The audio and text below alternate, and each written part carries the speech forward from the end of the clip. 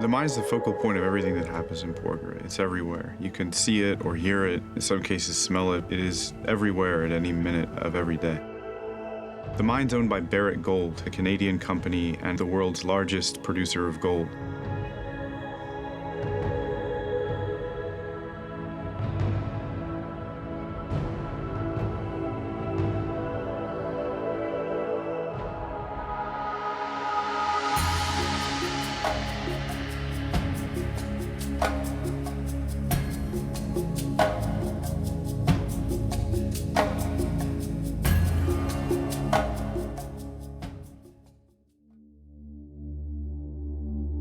Papua New Guinea is an incredibly beautiful country.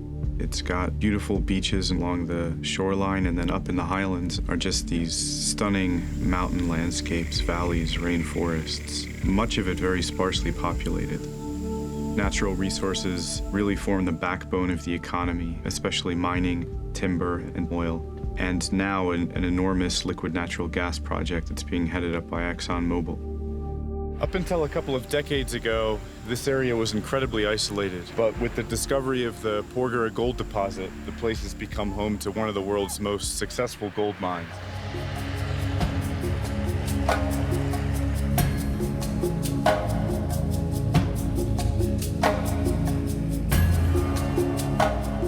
Papua New Guinea is probably one of the best examples of the really cruel ironies that often go hand in hand with these big extractive industries. They're supposed to lead to development, to uplifting people from poverty, and yet paradoxically, things only seem to get worse.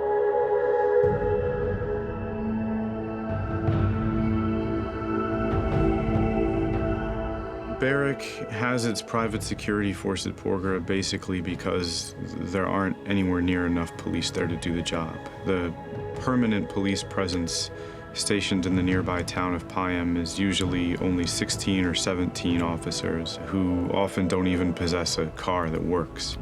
We're on the road to Porgera, where we've been investigating a range of human rights abuses, including a series of brutal alleged gang rapes carried out by the mine security guards.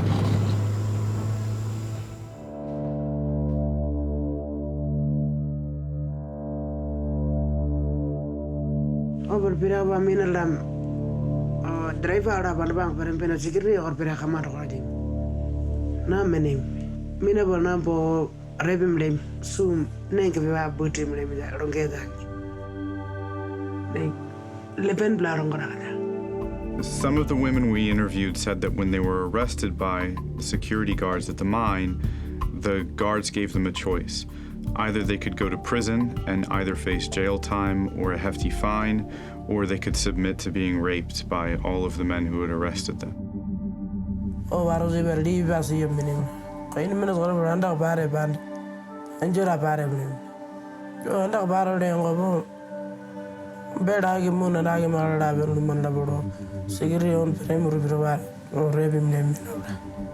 None of the women we interviewed reported the crimes, and in many cases, the security guards told them that if they went to the police, they would then be arrested because they had been engaging in illegal activity.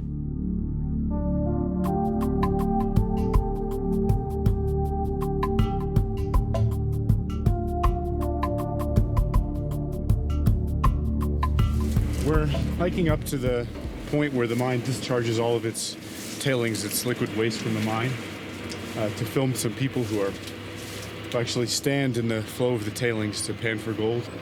Going onto the dump is trespassing, both for us and for the people who live and work around here.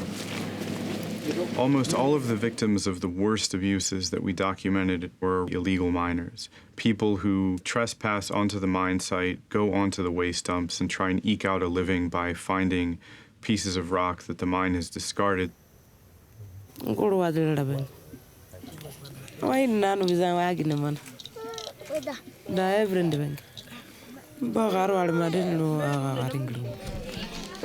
lot of the people that we interviewed were arrested working right around this point, actually standing in the flow of the tailings from the mine, panning for gold.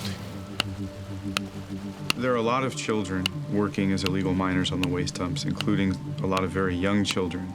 Those children, by and large, aren't going to school, and they're also working in a very dangerous profession. It's kind of crazy. Yesterday I was sitting in the mine manager's office. Today we're getting chased away by the security.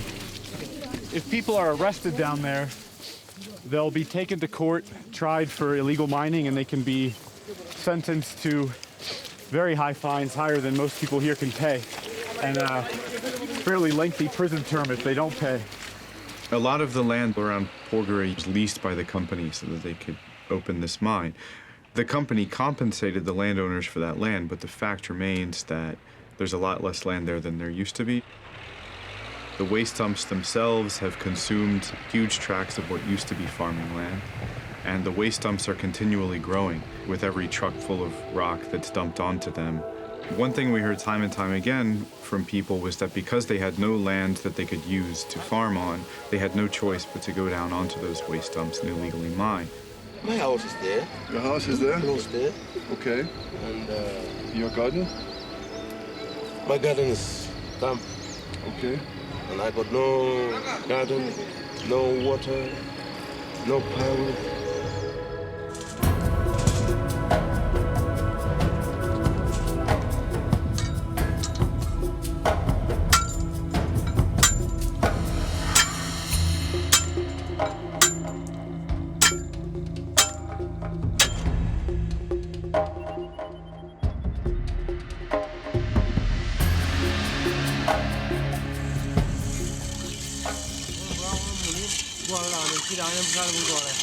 What will happen is that they'll combine mercury with the crushed rock in the water.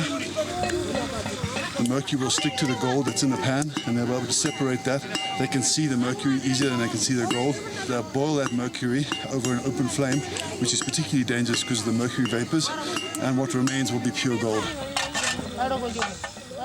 Inhaling mercury is incredibly dangerous, and people all over Porgera are on a daily basis burning mercury off inside their homes, often over the same fires they cook over. Illegal miners around Porgera can buy vials of mercury from shops all over town. It's easy to find, and it's cheap enough that people can afford it. Well, actually, we have dozens of cases of mercury poisoning. They become drowsy, they are out of touch, and they stare blankly on the wall. You cannot talk to them. They are not conversant. Nothing. They are like zombies. And we have several cases that they did not recover. The Porgera mine disposes of all of its tailings, which is liquid waste made up mostly of heavy metals that are a byproduct of processing ore, directly into the Porgera River. The mine discharges about 6 million tons of these tailings every year. This is an extremely controversial practice.